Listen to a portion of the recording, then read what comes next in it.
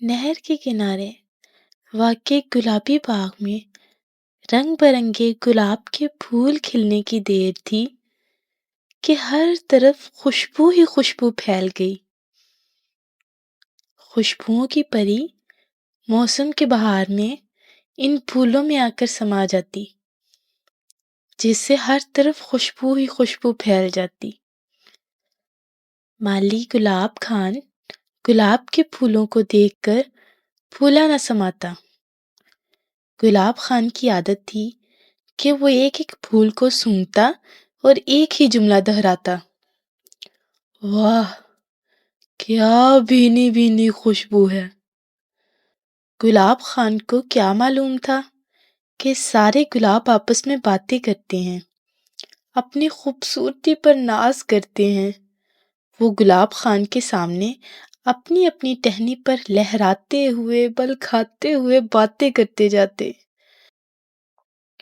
گلاب خان ان کی باتیں سن نہ پاتا۔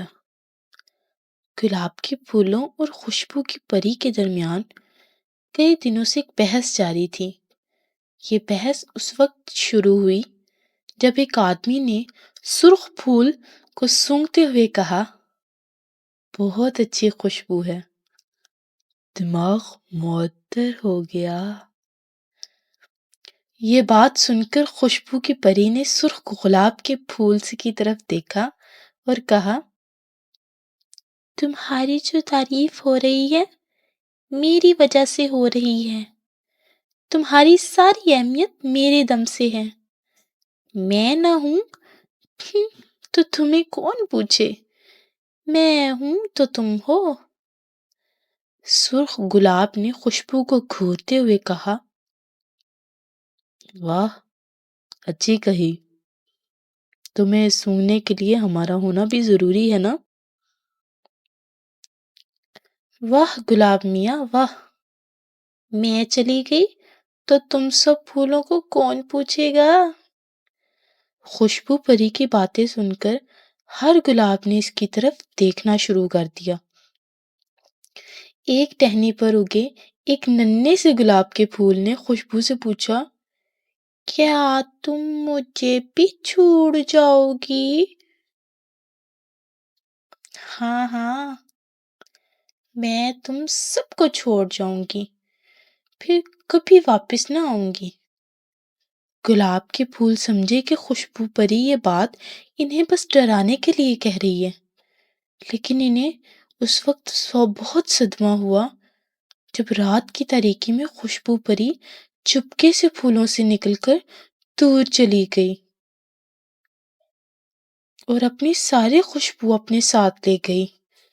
خوشبو کے رخصت ہوتے ہی گلاب کے پھول اداس تھے۔ خوشبو پری اپنی خوشبو کے ساتھ ایک میدان کی طرف نکل گئی۔ وہاں بچے کرکٹ کھیل رہے تھے۔ بلے باز نے زوردار ہٹ لگائی۔ خوشبو پری کا وہاں سے گزر ہوا۔ بلے باز نے اپنے ساتھی کو مخاطب کیا: یہ خوشبو کہاں سے آ رہی ہے؟ شاید تم نے پرفیوم لگایا ہے۔ نہیں، میں نے تو کوئی پرفیوم نہیں لگایا، دوسرے بلے باز نے جواب دیا۔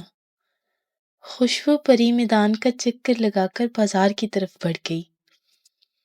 وہ جہاں بھی جاتی اپنے ساتھ خوشبوئیں پھیلاتی جاتی، کیونکہ وہ خوشبو کی پری تھی۔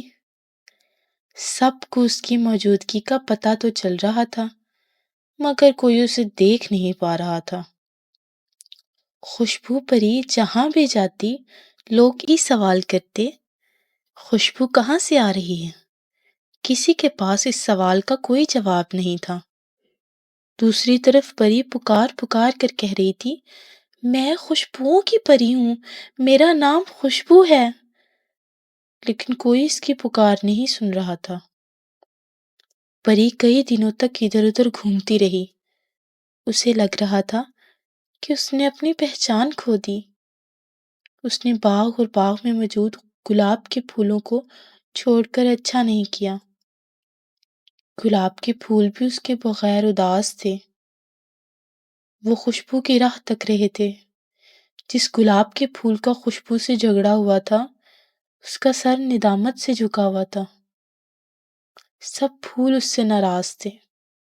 اس کی وجہ سے خوشبو پری سب پھولوں کو چھوڑ کر چلی گئی تھی۔ اس نے کہا، میں نے خوشبو سے لڑائی کر کے اچھا نہیں کیا۔